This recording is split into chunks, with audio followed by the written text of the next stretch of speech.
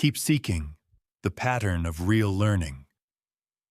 Let him who seeks continue seeking until he finds. When he finds, he will become troubled. When he becomes troubled, he will be astonished, and he will rule over the all. Gospel of Thomas, saying number 2. Real learning unfolds in a pattern.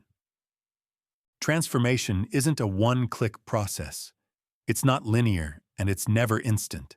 It's lived, it's wrestled with, and it takes time and multiple exposures to truly land.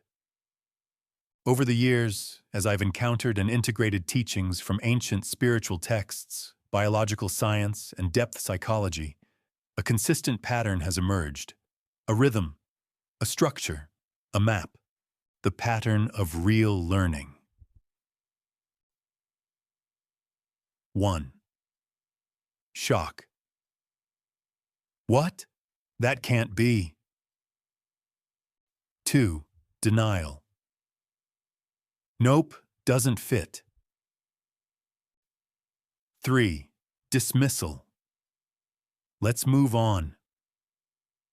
4. Curiosity. Wait, what was that again? 5. Repetition. I've heard that before. 6. Cognitive crack. Something just shifted.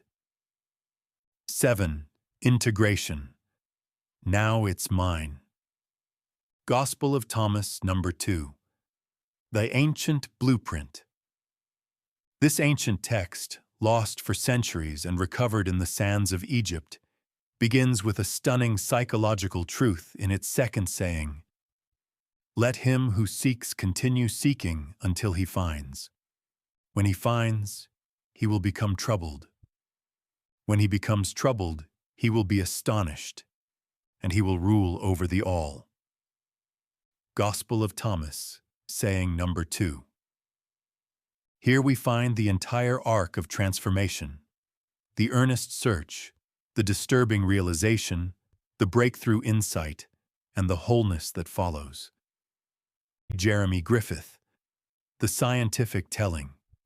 Australian biologist Jeremy Griffith offers a powerful biological explanation for the same inner arc. His life's work describes how human beings are torn between two minds. Our moral instincts, shaped by love and cooperation. Our conscious intellect, emerging 2 million years ago, driven to understand. This clash created the human condition, a state of inner torment as our reasoning mind tried to justify its divergence from our soulful nature. Griffith's model mirrors the learning pattern: shock and resistance to the confronting truth, dismissal, then repeated exposure, a cognitive rupture, the crack, when understanding finally gets through, and the resulting integration, which liberates and restores peace.